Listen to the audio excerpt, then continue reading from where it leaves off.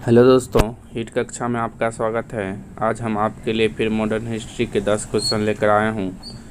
यदि आप हमारे चैनल पर नए हैं तो चैनल को सब्सक्राइब कर लें, अन्य बेल आइकन को प्रेस कर लें ताकि मैं जो भी वीडियो अपलोड करूँ आपको नोटिफिकेशन के तौर पे मिल पाए। चलिए आज का पहला क्वेश्चन शुरू करते हैं। हो विद्रोह हुआ, हो विद्रोह जो है कितना ईस्वी में हुआ वो पूछ रहा है क्वेश्चन में। तो हो विद्रोह जो है 1820 ईस्वी से लेकर 21 के दौरान हुआ था। इसका एक्सप्लेनेशन देख लेते हैं। छोटा नागपुर तथा सिंहभूमि जिले में रहने वाले हो तथा मुंडा लोगों ने 1820 ईस्वी से 1822 ईस्वी तक तथा 1831 ईस्वी में ईस्ट इंडिया कंपनी की सेना से संघर्ष किया। यह क्षेत्र लगभग 1837 ईस्वी तक विद्रोह से प्रभावित रहा। हो तथा मुंडाओं का विद्रोह इतिहास में हो मुंडा विद्रोह के नाम से जाना जाता है। किस नाम से जाना जाता है? हो मुंडा विद्रोह के नाम से जाना जाता है। छोटा नागपुर के कोलारी आदिवासियों ने अपने क्षेत्र में अंग्रेजों के विस्तार तथा विरोध किया। क्या किया? छोटा नागपुर के कोलारी आदिवासियों ने क्या किया? अपने क्षेत्र में जो है अंग्रेज़ों के विस्तार का विरोध किया। विरोध करने वाले में बंगाल के प्रहार राजा जगन्नाथ भी थे।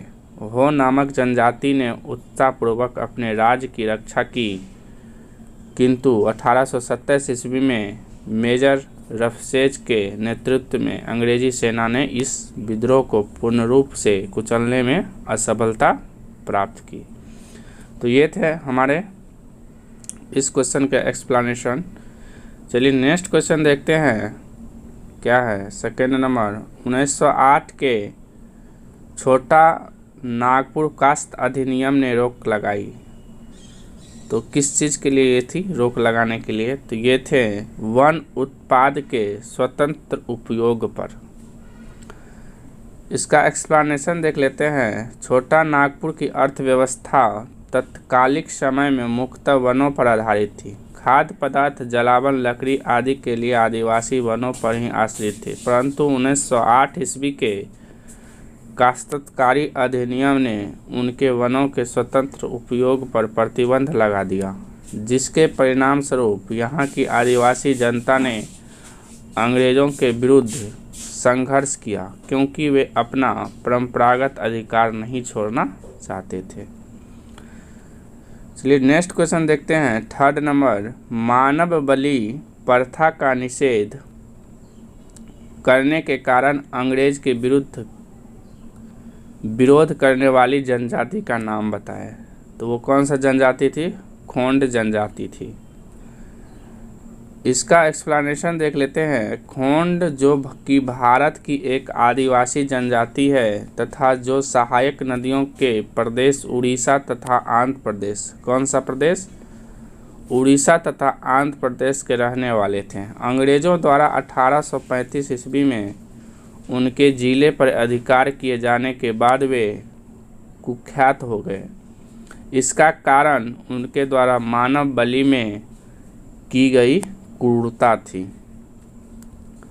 चलिए नेक्स्ट क्वेश्चन देखते हैं। फोर्थ नंबर, कम्युनिस्ट इंटरनेशनल का सदस्य बनने वाला पहला भारतीय कौन था? क्या क्वेश्चन?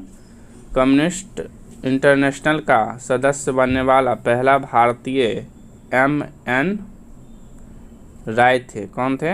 M.N. राय थे। इसका एक्सप्लेनेशन देख लेते हैं। कम्युनिस्ट इंटरनेशनल की स्थापना मार्च 1919 ईस्वी में व्लादिमीर लेनिन और रूसी पार्टी द्वारा की गई थी। M.N. राय लेनिन के निमंत्रण पर मॉस्को गए तथा कम्युनिस्ट इंटरनेशनल के सदस्य बने। कम्युनिस्ट इंटरनेशनल के सदस्य बनने वाले वे पहले भारतीय थे। नेक्स्ट क्वेश्चन देखते हैं। फिफ्थ नंबर,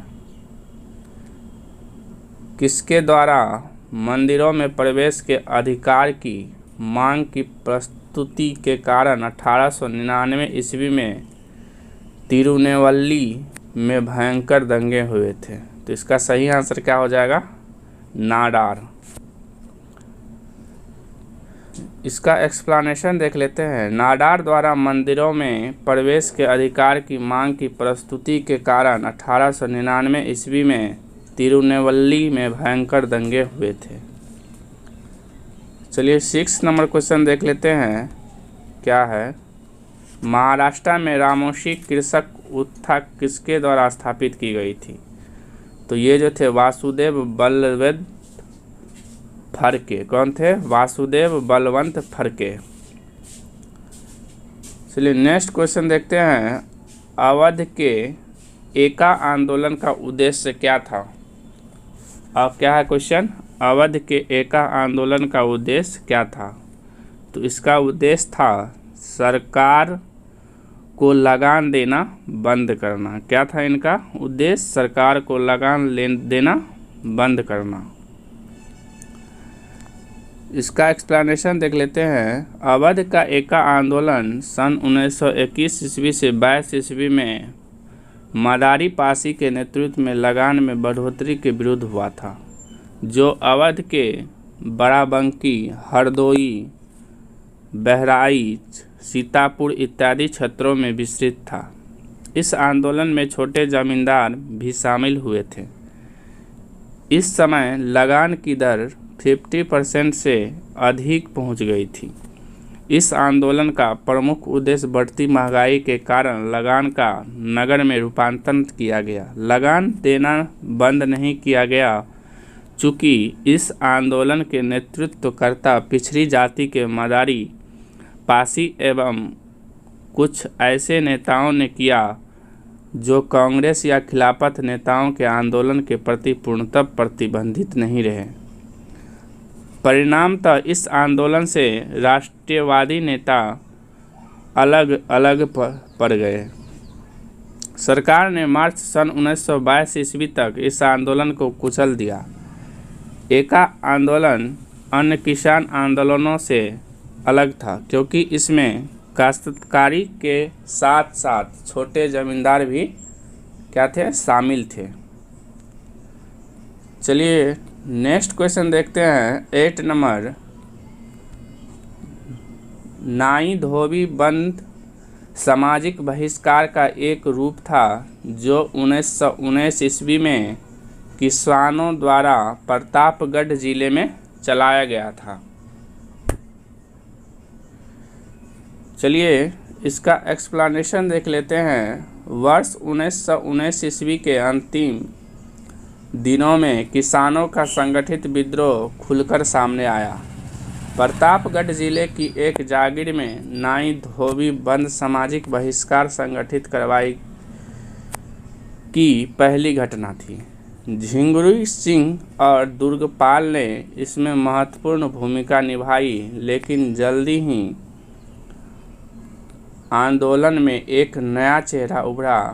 वो चेहरा था बाबा रामचंद्र, जिन्होंने आंदोलन की बागडोर ही नहीं संभाली, अपितु उसे और मजबूत एवं जुझारू बनाया। बाबा रामचंद्र महाराष्ट्र के ब्राह्मण परिवार के थे। वर्ष 1920 ईस्वी के मध्य में वे एक किसान के नेता के रूप में उभरे। उन्होंने अवध के किसानों को संगठित करना शुरू किया और उनमें संगठन की अशुद्ध क्षमता थी। चलिए नेक्स्ट क्वेश्चन देखते हैं। 9th नंबर क्या है? छोटा नागपुर जनजाति विद्रोह कब हुआ था? तो छोटा नागपुर जनजाति विद्रोह 1820 ईस्वी में हुआ था। इसका एक्सप्लेनेशन देख लेते हैं। छोटा नागपुर जनजाति विद्रोह 1820 ईस्वी में हुआ था। छोटा नागपुर के मुंडा ने उस विद्रोह का क्या है? छोटा नागपुर के मुंडा ने उस समय विद्रोह किया जब उनकी भूमि को उनके मुखिया लोगों ने लेकर मुस्लिम तथा सिख कृषकों को दे दी गई। यह विद्रोह सिंहभूम, पलामू, हजारीबाग आदि क्षेत्रों में व्यापक रूप से फैल गया। चलिए नेक्स्ट और लास्ट क्वेश्चन देखते हैं। गांधी का चंपारण सत्याग्रह किससे जुड़ा था? तो गांधी का चंपारण सत्याग्रह तिनकठिया से जुड़ा हुआ था। इसका एक्सप्लेनेशन देख लेते हैं। गांधी जी का चंपारण सत्याग्रह 1917 ईस्वी तिनकठिया से जुड़ा था। 19वीं सदी के आरंभ में चंपारण में गोड़ बागान मालिकों ने किसानों से एक अनुबंध करा लिया, जिसके तहत किसानों को अपनी जमीन के 3/20वें हिस्से में नील की खेती करना अनिवार्य था। इसे ही तिनकठिया पत्ती कहते हैं। Okay friends, thank you. यदि आपको हमारा वीडियो अच्छा लगे तो लाइक करें। यदि आप हमारे चैनल पर नए हैं तो चैनल को भी साथ साथ सब्सक्राइब कर लें और बेल आइकन को प्रेस कर लें, ताकि मैं जो भी वीडियो अपलोड करूं आपको नोटिफिकेशन के तौर पे मिल पाए। फिर मिलते हैं नेक्स्ट वीडियो में। Thank you.